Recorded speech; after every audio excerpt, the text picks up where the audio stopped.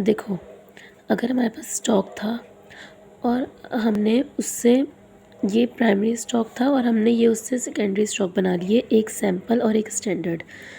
Sample हमने tap water से makeup कर दिया, स्टैंडर्ड हमने डिस्टिल वाटर से मेकअप कर दिया। अब ये ख़त्म हो गया, इसका कोई भी काम नहीं है। अब हमारे पास ये हैं, ये 2 स्टॉक हैं।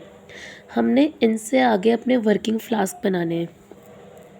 इसमें से फ़र्ज़ करो मैंने 5 ml लिया सैंपल का और उसे मेकअप कर दिया with the distil water. Distil water से इसलिए मेकअप कर दिया कि बस यहाँ टैप वाटर आ गया, ये सैंपल बन गया। अब हम इससे वर्किंग सैंपल बना रहे हैं, तो हमने 5 ml लिया और मेकअप कर दिया।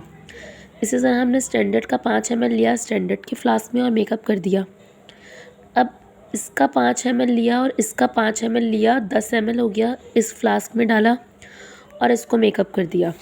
अब तीनों में जो डाइल्यूशन लगी है ना, वो सेम डाइल्यूशन होगी, इसलिए यहाँ पे डाइल्यूशन फैक्टर अप्लाई नहीं होगा, क्योंकि तीनों में बिल्कुल एग्जैक्ट एक जैसी डाइल्यूशन कर दी है, तो एक जैसी कंसंट्रेशन हो गई है। अब जो इन दोनों की एब्जॉर्बेंस होगी ना, उस इन दोनों के मिला के इसकी एब्जॉर्बेंस आनी चाहिए। यानी अगर इसकी एब्जॉर्बेंस 0.6 थी, इसकी एब्जॉर्बेंस 0.4 थी, तो अब जो इसकी एब्जॉर्बेंस आएगी वो आनी चाहिए 1.0 एग्जैक्टली। क्यों? क्योंकि यहाँ पे डाइल्यूशन अप्लाई नहीं हो रही। यहाँ पे 5 ml सैंपल था, यानी कि फॉर एग्जांपल यहाँ 5 ml निकल था, यहाँ पे भी 5 ml निकल था, तो यहाँ 10 ml निकल है, तो इसलिए इन दोनों का यहाँ पे क्या है, डबल निकल। तो यहाँ जो एब्जॉर्बेंस आनी चाहिए वो क्या आनी चाहिए, डबल।